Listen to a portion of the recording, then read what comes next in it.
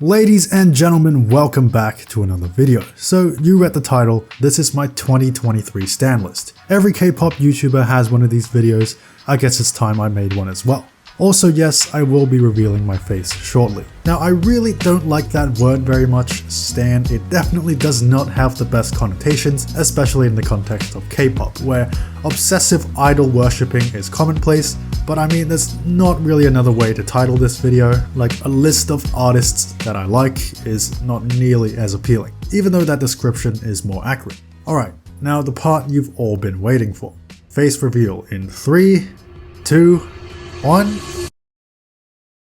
Okay, this is what I look like. Now the reason why I haven't shown my face on the channel is not because I'm camera shy or anything, it's because I was lazy. Even though it would have been easier, at least for me, to have like talking head footage instead of pure voiceover. Because if you do pure voiceover, you gotta put stuff over it, like interesting visuals, right? Or everyone's favorite, the fan cam. I mean, it's not like there was any hype built up around this thing, but I thought I'd just get it out of the way. Most likely every video from here on out will have my mug plastered over it. But that's enough rambling, let's get down to business. So how would I define stan? What does it take for an artist to be on this list? Well, for me it's rather simple. I just need to like the artist, the group, the members, know all of their names, and also have enjoyed most of the music I've heard from them. That's it. I may or may not have bought some of their albums, but you know, all the watching meme compilations, variety content, I just don't have time for that shit. Anyways, I'm gonna go through each of these groups, no soloists unfortunately, briefly talk about how I came to like them, my bias if there is any, and also my favorite song. I organized this list into 5 tiers. Now there's no sort of meaningful distinction between the tiers, although as we move up, obviously my fondness and familiarity for those artists will increase. Now there is a separate list right here of artists that I'm kind of on the fringes of standing. The main issue is just that I haven't learned all the names yet, so I'm just gonna put this here to remind myself, I guess. So there's A-Pink, Billy, Cherry Bullet, I-Chillin, Purple Kiss, Rocket Punch, Triple S, Wooa, and probably some more that I forgot. All girl groups, as you can see, even as we get to the list, 80% of them are girl groups, which isn't really representative of my listening habits because I tend to listen to both boy and girl groups pretty equally. Alright, enough talk, here's the list, starting with tier 5, Cignature. A relatively new addition. I think I found them in 2021 when I came across their dance cover of View, which I watched an unhealthy amount of times. I'm a super casual fan, as casual as it gets. Frankly, their discography is not that great, small as it may be. They're having a comeback soon, so we'll see what that's all about. Bias Jiwon, Wrecker Chloe, favorite song Asa. Day 6, well it's more like day 4 now, I guess. My friend who's not really into K-pop, he was a pretty big fan of Day 6, so that's how I got introduced to them. I haven't actually heard too much of their catalog, but I do like a bit of rock in my diet from time to time. Favorite song? I Wait. Infinite. So, Infinite is one of the greatest boy groups of all time. They're on my personal Mount Rushmore. Their recent comeback was fine, definitely does not stack up to their best work. Favorite song is none other than The Chaser. In my opinion, the greatest K-pop song ever made. So if you're wondering about that, there's your answer.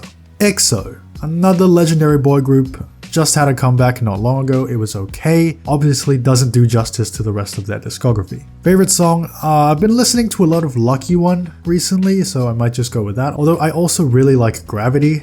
Both of them are bangers. I've also just come around to Call Me Baby and Love Me Right. The second pre-chorus on Love Me Right, whoo! Simply divine. Simply divine. Oh my girl. So I really started paying attention to them around 2020 when they kind of blew up with Non-Stop, but then I've never really followed them super closely, so that's why they're in tier 5. My bias would probably be Arin, Wrecker Jiho, but you know, she left and all that. So now it'd probably be Yubin, formerly known as Binny. I like Binny more. Favorite song from them is still the one and only Secret Garden. TXT, one of the few 4th gen boy groups that I got into, quite an endearing bunch. I stand by what I said about their last comeback. Contrary to popular belief, you can be a fan of an artist without liking everything they put out. Favorite song? It will likely remain this way for a long time, but the throne still belongs to 9 3/4 Runaway. ENHYPEN. Also a pretty casual fan, though I think they pull off the dark, vampiric concepts quite well. My favorite song is none other than the high-octane, summer-adjacent adrenaline rush, Tamed Dashed. Kara. Moving on to tier 4, we have a legendary second-gen girl group, Kara. Started following them after When I Move and also the fantastic Killing Voice episode they did. Bias, Seungyeon, a favorite song. The untouchable Step. ITZY. Me and ITZY go pretty far back actually. I think since 2019 I've been listening to them in the infancy of my K-pop journey. Bias, Yujin, record Yuna. Favorite song Wannabe, still their best I think. Brave Girls, the group that could. I know it's BB Girls now, but I will never get used to that moniker. Still, I'm happy to see them continue promoting together. I think that's great. Bias, Yuna, the other one. Favorite song, it's kind of a tie between Chimatparam and After We Ride. Crazy to think they released both of those in 2021, the same year of their meteoric redemption. It's quite poetic. Red Velvet, bit of an underrated group on this list, though I never really got too deep into their discography. I sure as hell was playing the out of Peekaboo back in the day. I think it was my most streamed song of 2019, period. So there's that. Bias, Joy. Everglow. Everglow. It seems like their company has finally heard our prayers. They made us wait 2 long years and they're giving us a whopping 3 songs. It's better than nothing, I guess. We'll probably have to wait till 2030 for Everglow to drop an album, but until then, Bias, Iron, Record Shihyun. Favorite song, La Di Da. GFRIEND. Moving up another tier, we have 여자친구. I started following them way too late. It was Margot that really made me check them out properly, but then soon after came the dreadful news of disbandment. But still, they left us with one of the most inspiring and inventive discographies the industry has ever seen. That's what I said in this video, go check it out. Bias, Yuju, a generational talent. Record is between Eunha and Shinbi. Favorite song is a secret to no one. 시간을 타렸어. BTS, the very first boy group I became a fan of, circa 2020. They were my most played artist of that year as well, for good reason. The unmatched star power, solid discog as well. Favorite song, I Need You. I've talked about it at length.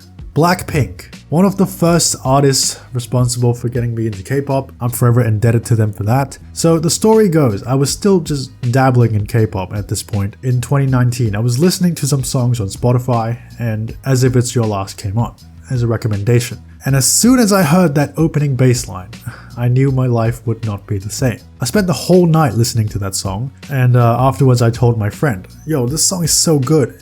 And she was like, yeah, let's stand Blackpink. Blackpink is the revolution. And yeah, the rest is history. Bias, Jisoo, record Rose. Favorite song, it used to be As If It's Your Last for a long time, but somewhere between 2021 and 2022, Playing With Fire just took over.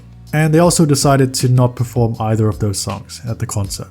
So, I-DLE. So with me and I-DLE, it was a chance encounter. One day, me and my parents went shopping for a new TV. So we went to an electronics store and started browsing. And I was literally walking down one of the aisles. And on my right, one of the TVs was playing the MV of La Tata, specifically the pre-chorus. And Minnie was singing. You know how intoxicating her voice is. So from that point on, I was hooked. I had to know what song this was. So I Shazammed it, and here we are. Bias, Shuhwa, Always and Forever. Records between Oogie and Mion. Favorite song, Hwa. CSR. So I discovered them back when they debuted with the phenomenal Pop Pop. To say that that discovery was delightful would be an understatement. Suffice it to say, the industry is very lucky to have them. Bias, Gumhee. Favorite song, Pop Pop Baby. aespa. aespa, a fascinating group. Started following them after the cultural reset of Next Level. Bias Winter, record Ning Ning, favorite song Illusion.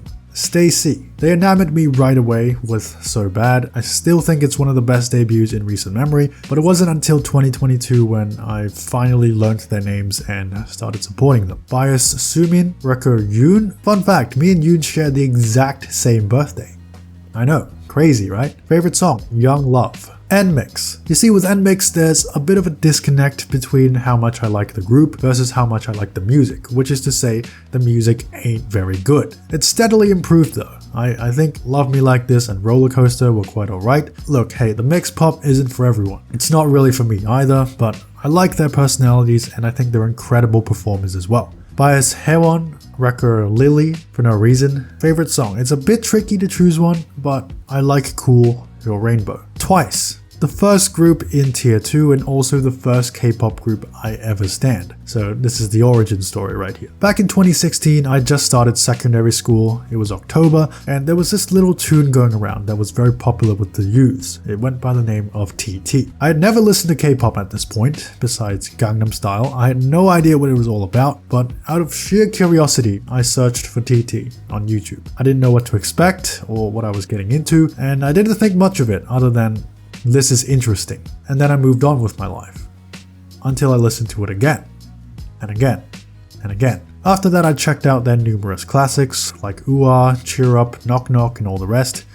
Those were good times. Anyways, my bias would be Sana, record Tsuyi. Although I will give special credit to Nayeon. She was my first love in K-pop and I will never forget that. Favorite song, it's among their best. Some might even say it's their best. I Can't Stop Me. SSERAFIM. One of the top groups at the moment, my bias is Eunchae, record Garam. I'm just kidding. Favorite song, Blue Flame. See, I've been wanting to talk about Blue Flame. Last year when I was making the top 40 B-sides of 2022 list, Blue Flame just barely missed it. It was number 41. The Great Mermaid made the cut instead. But this year, something just clicked. And let me tell you, Blue Flame just had this chokehold on me, to the point where I'm starting to agree with the sentiment that it's the greatest thing ever made.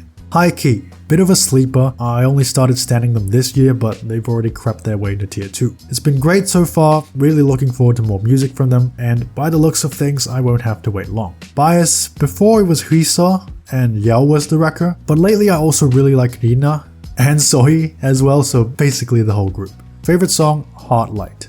Girls' Generation, the greatest girl group of all time. That's all I have to say. Bias, I'm not too sure to be honest, but I'm gonna go with Taeyeon and Hyoyeon can be my wrecker. Favorite song, do I even need to tell you?